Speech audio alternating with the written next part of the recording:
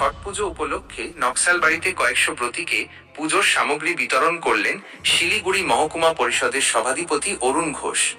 নকশালবাড়ি আসন্ন ছট পুজো উপলক্ষে কয়েকশো ছট ব্রতীকে পুজোর সামগ্রী বিতরণ করলেন শিলিগুড়ি মহকুমা পরিষদের সভাধিপতি অরুণ ঘোষ।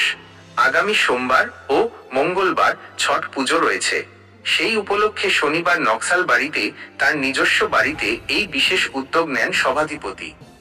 ছটব্রতীদের হাতে আটা, গম, শাড়ি সহ অন্যান্য সামগ্রী তুলে দেন তিনি। একই সঙ্গে সকলের সঙ্গে শুভেচ্ছা বিনিময় করেন এবং উৎসবের আগাম অভিনন্দন জানান।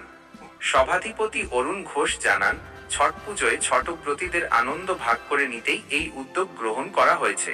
তার এই উদ্যোগে খুশি ছটব্রতীরাও। হাতে পুজোর সামগ্রী পেয়ে তারা সভাধিপতিকে ধন্যবাদ জানান। এলাকার বহু মানুষ এদিন সভাধিপতির বাড়ি থেকে পুজোর সামগ্রী সংগ্রহ করেন।